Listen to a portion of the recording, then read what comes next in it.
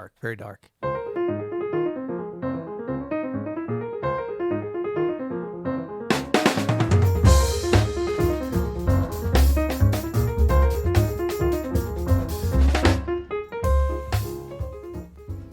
I'm Adam Annis. And I'm Peter Martin. And you're listening to the You'll Hear podcast. Daily music advice coming at you. Coming at you today, we're sponsored by Open Studio Jazz. Go to openstudiojazz.com for all your jazz lesson needs. You know, I heard you doing that last week.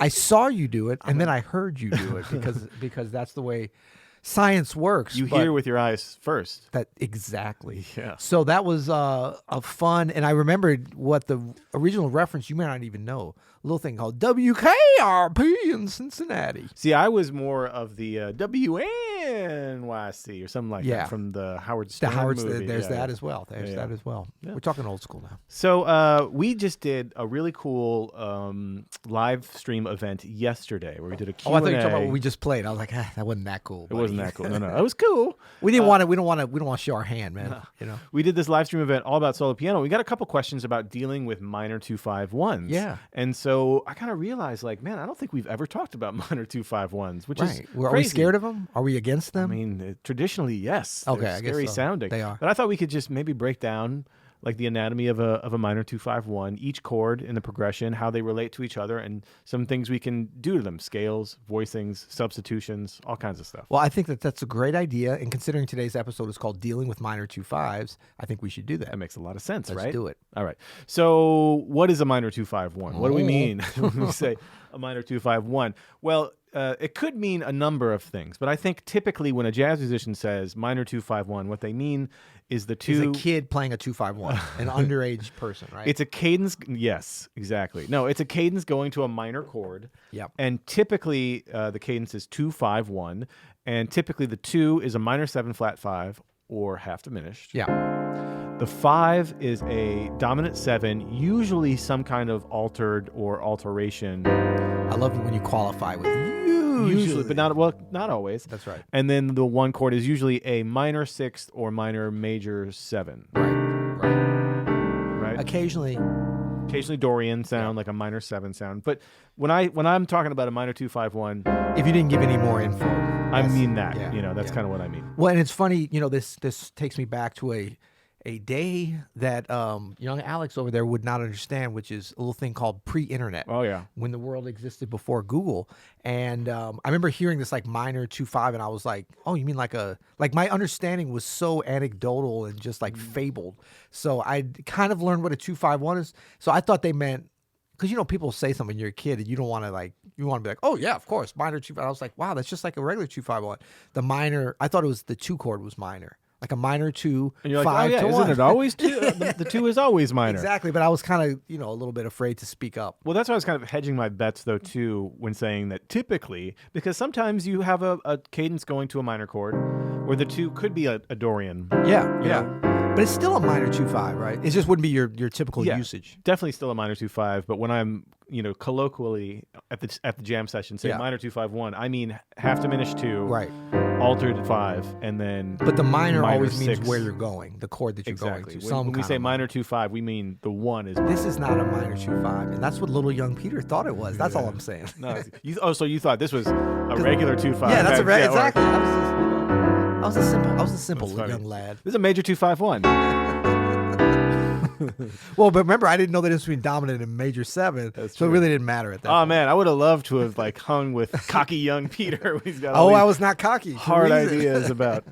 Okay, so our first chord is the 2 chord, right? So if we're in the key of C minor, which we are here, that's a half diminished, a minor 7 flat 5. It's a little bit of a despondent sound, right? So just the basic chord itself here in root position is D, F, A flat, and C. Yeah. Right? So what scales could we use over this half diminished? Chromatic. You can use that over anything. That's the safe bet, my friend. That's the safe bet. No, I think that isn't the typical would be that the B flat major? No, the E flat major. Because you got that A flat in there. Oh, yeah, right? of course. Yeah. Of course. Yeah. Ah, just checking. Yeah. Oh yeah, because I could. Yeah, the Locrian, otherwise known as the Locrian scale. Unless you want to play a wrong clashing note. Which is always cool too. Yeah, so that is like sort of step one. Locrian, is right, the the Locrian, the seventh seventh mode Seventh, of the And that's if you want to major do it straight scale. down the middle, like very, like especially if you're kind of anticipating, which I know we'll get into a lot of alterations on the 5. Right. So you can kind of start her out down the middle, and then your curving is hitting on the 5. Right? That's right. And this is straight down the middle. And Yeah. it makes sense, right? Because the Locrian is part of the E flat modes of scales, right? And so if we're in C minor here, that's the relative minor to E flat. So it would make sense. I don't even think of it as the Locrian. Like I never think of a Locrian. No. If I'm playing the scale, I'm more thinking of it as like an F Dorian. Same notes. We should do a field trip sometime. We talked about this before, to Greece, where we identify a Locrian and Ionic, because we confuse the terms. Even like we know what they sound like. know. If we could associate them with a physical object, I feel like we could nail It'd be them. amazing, Yeah. actually. Yeah. No, I don't know how you think about this. Like, do you think like Locrian? I mean, I don't really think about the notes like this anymore. But if I I'm think thinking about it as the seventh of E flat. right. Yeah. So I think about it more like, and sometimes I'll even play, F minor. Like I'm almost like it's like a 2/5 Oh, going yeah. to E flat. Right. But I think that stuff can be important. Like we say, okay, it's the same notes as these different scales: E flat major, F Dorian, E Locrian, or whatever. Yeah. But when you think, so some people are like, oh, it doesn't matter how you think about it. But for the sake of improvisation and really just conceptualizing how you're going to move around this progression, because remember, it's like we very rarely sit on this except for maybe. Oh no, I was going to say. But that's really more of a fully diminished, although it goes back and forth. Yeah, it so kinda there goes- is some. kinda But pivots. otherwise, we don't sit on this chord a lot, so it's always part of a progression. Totally. So if you think about the F minor, what I think that you mentioned, you can kind of arpeggiate that in a way that would be different than if you're thinking about it as E flat major. So if we're thinking about a Locrian, like for pianists, the problem can kind of come up about the 9, right? Because the 9 is E flat here, right? I mean, this is kind a of little ugly. a little ugly. It clashes a little bit with the root. So when I'm voicing this on the piano, I almost think of this more of like some F minor 6 voicings. Yes. That gets me to where I want to be with it. Yeah, and then it gives you that major seventh as your melodically your passing tone in. Totally. Right now we're getting into the next one, which is the super Locrian. Ooh, I like that. Right, it's the same scale as the Locrian, but now we raise that 9 to an E natural. Yeah, we like it. Now this works in a lot of situations, modern situations especially, but it's not appropriate at all times. Like if we're playing softly as in a morning sunrise. Yeah, Oklahoma, it is actually illegal. Fun fact. Like to go there when the melody note No is on bueno. E flat, No you got to know bueno. where the melody is at all times, and really kind of know what era you're aiming Yeah. for this. But if it's more open, and the melody note is not on that 9, Yeah. I think it's all good. Yeah, and then you have your other kind of emphasis, rhythmically and just like how loud you're playing it and where you're placing it when you're not playing the melody that could make it work or not. If you're like, bam, if you're like, it becomes this Right. very like, kind of integral part to what you're playing and noticeable. So if you're not totally sure what, like say you're a pianist and you're comping, right, and you have this 2/5 minor 2/5, and you don't hear like the saxophone player you're comping under like specifically go, you want to be safe. Stick to those F minor 6/9 voicings. Yeah. And that that also leads me to like if you look at that voicing, A flat, C, D, G, which is kind of a typical F minor Wait, say again, 6/9. A flat, C, D. A flat, C, D, G. Yeah. That's yeah, a yeah. very. But over the D, that kind of makes me think of B flat 13, and I Totally, definitely use that with a sharp 11 if you're For sure. depending on if you're doing this the E natural. Either one, really. You could Yeah. do E flat or E natural. And again. you can treat them where you're using it as like a passing tone, so you're playing it. So Totally. it's never just about like, can I play it and sit on it? Well, probably not, but you can play it. Right. I love the idea of a passing tone because that, to me, invokes the blues in C Yeah. minor. Yeah, Right? Having the E flat and E together. yeah, and it's a little foreshadowing because that's where we're going, And I love that sound. That's a good point. and that pulls us into the realities of this. And even stopping to talk so long about just the 2 chord is remembering that your melodies playing over these 2/5 ones, you're going to stretch them over. They got to fit. Yeah. And it's always great to be playing where you're going.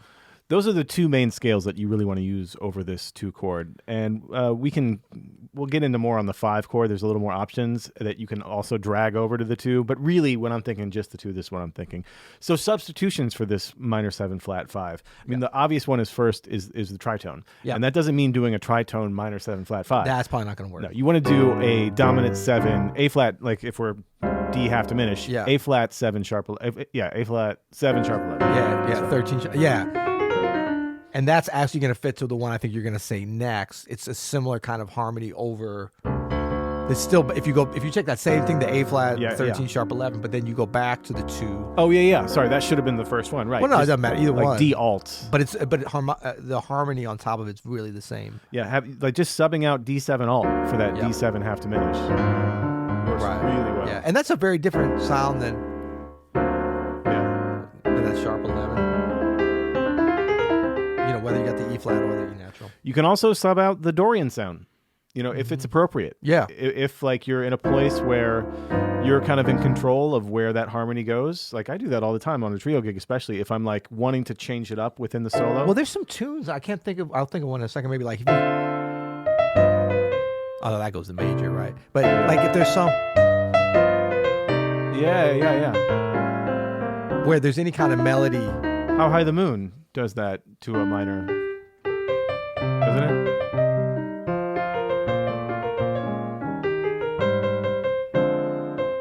Oh yeah, the first time it's.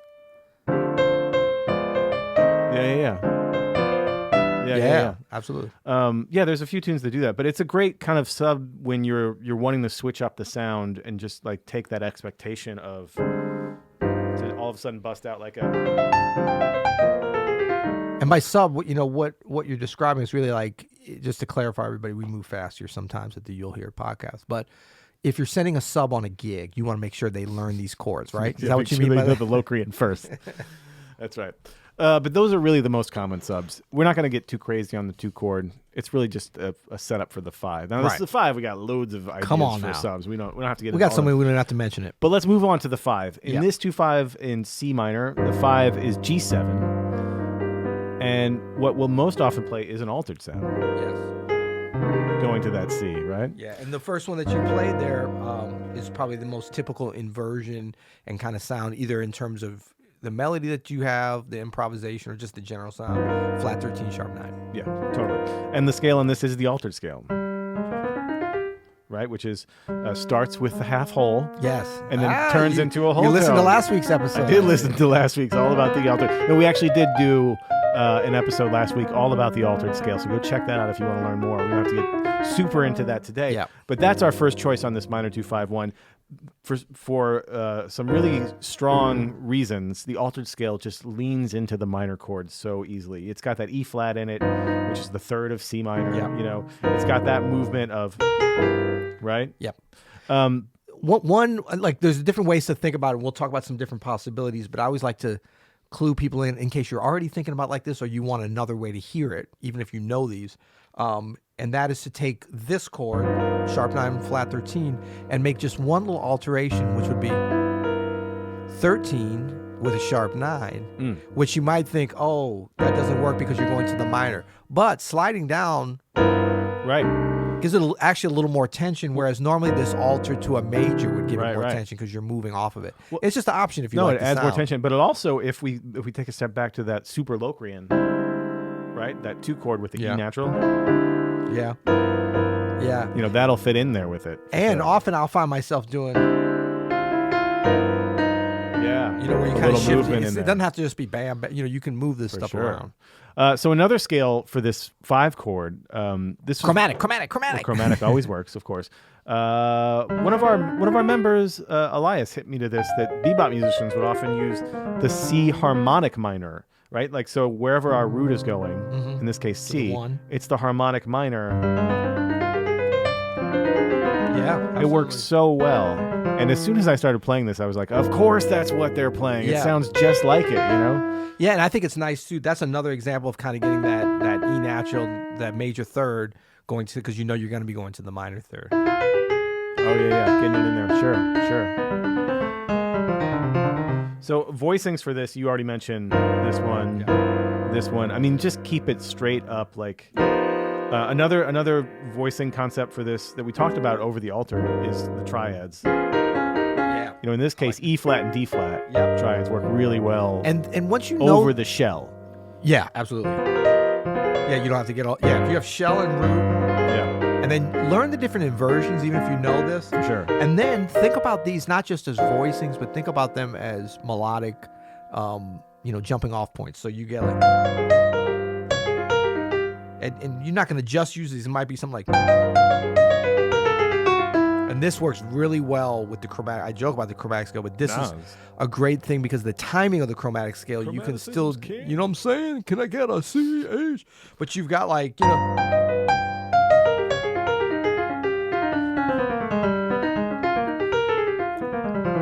so many great hashtag chromaticism. Hashtag chromaticism. Hashtag triads. Not the Mexican gang. The triads. Different kind of sorry. Hashtag anyway. too soon. Too soon. Hashtag too soon. No, but you got those like very foundational sounds, even though they're upper extensions, I guess. Whenever you start hitting some triads, you can throw in some chromaticism and get away with a lot of it in a very interesting way, I think. That's awesome. So subs for the 5 on this. I mean, we have our typical, you could just go straight up dominant, like we mentioned with the 2. Yeah. A lot of drama. And then, of course, the tritone, going to that D flat 7, sharp 11. Yeah, that same works scale. really good. Yeah, works great. And then, and that one, when it's D flat, I would say the Lydian dominant is kind of your typical place. Yeah. Oh, you know what? A sub on the backing up to the 2 that I just thought of that I used to love to do is the Neapolitan 6. Ooh, I love that sub. Text me her number. I want to use her on a gig coming up to sub for me. Yeah. How great is that? Man, Naples, great substitutions, great pizza. Come on now. That's awesome. And then I think another trash. great sub that you can use that I don't know if a lot of people are hip to is the Ooh, I like that. chromatically up from B7 altered. So a little sliding up from little below. sliding, little gospel feel. What's so great about this, going to the minor, so many common tones. Yeah. Right? Because the B7 uses the C melodic minor as its scale. What about a little G2? Oh, you know what I'm saying. It's a C minor 11. That's nice. Woo, that's good. Yes. All right, let's get to the 1. That's so pretty though. Let's get to the 1 of our 2-5-1. Okay. Too basic. Spoiled it. Too soon. So the 1 in these minors that's right, minor. is typically the minor 6 or the minor major 7. Minor major 7. Can I get a what? Yeah. The minor 6 can be built off either the Dorian, right, or the melodic minor. Either one. The ascending melodic minor? Well, but it's in jazz. We do both ways. I know what you're talking about. Yeah. Which way do we do it? Oh, that's right. Doesn't matter. Yeah. Oh, because this is Aeolian. Right. Back to Greece. Oh boy. And are these actual structures? The Aeolian, Ionian. Yeah. Are we visiting Greece? I literally cannot say one word in Greek except for Dorian, Ionic. Ironic. It's ironic that I can't say anything besides that. Hashtag wanderlust. Okay. So hashtag Aphrodite. So we have our minor 6, which could be the Dorian or the melodic minor, and then we have our minor major 7, which is always going to be some kind of melodic minor or harmonic minor, something with that. If it's really scary, hashtag Medusa. Oh, you broke it. You broke it. Okay, the scale for that is any of your minor scales, either the Dorian, the melodic minor, the harmonic minor. Absolutely. And then voicings, melodic minor voicings, they're really fun because there's like, just like for that D half diminished, you were saying like this is kind of like a B flat. Yeah. Right? Yeah. So these C minor 6 voicings, I think a lot F, like F7. Yeah. And if you're going just left hand, there's the typical, minor third 6-9. Yeah. You can throw the 4th in as it were, but these are really good diatonic movers. Not necessarily for using every one of those as like a static thing, but for when you're like, yeah. When you're sitting there for a minute, because that gives you. That's chromatic, That's but great. the diatonic stuff I think works good. That's great. All right, substitutions for the one. I love substituting the one. The first one that comes to mind is a little false cadence. Oh, well, yeah, you can do that. Yeah. That's really false. That's the major. Yeah. It's really taking them somewhere. I was going to set that up a little bit with maybe like a sus. Oh, yeah. Right? So you get a little...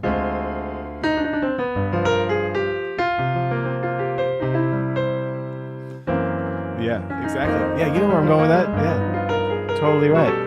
Woo. Another one you could do, though, is we got our D half diminished. We got our If the G7. preacher's not done yet, you got to vamp on something. A flat major 7. Oh, yeah. Is it really a minor 2-5 anymore, or is it just Adam and Peter having fun? That's a false cadence, man. It totally counts. Yeah, and then you can still get there. Like, ooh, that was a little ironic. Yeah, and so, yeah, those are great. Really, anything... You could also think of the false ones as really just, delaying the inevitable, kind of. For sure. Yeah. Oh, yeah. That's so good. You've done this before. I can tell. And then can still get false. I mean, if we're setting that up, we might as well just go. I don't know where we're going. We're still going to Greece. Oh, come on. Might as well just end with that. Nice. All right, so those are our minor 2-5 ones. And some bonus. That's not everything you can do, but that's kind of a basic overview of what we are thinking about when we're playing these chords. And it changes basically, with what's happening on stage at any given time. I think my whole attitude towards minor 2-5-1s has been uplifted from 17 minutes ago, man. Uplift my minor 2. Oh, you need to get Young into Peter that, thought that was a minor 2. That Jacob Collier super Lydian, Come on, super man. dynamic dynamite Lydian, or whatever he calls it. Super parachute pants. Awesome. Well, till tomorrow. You'll hear it.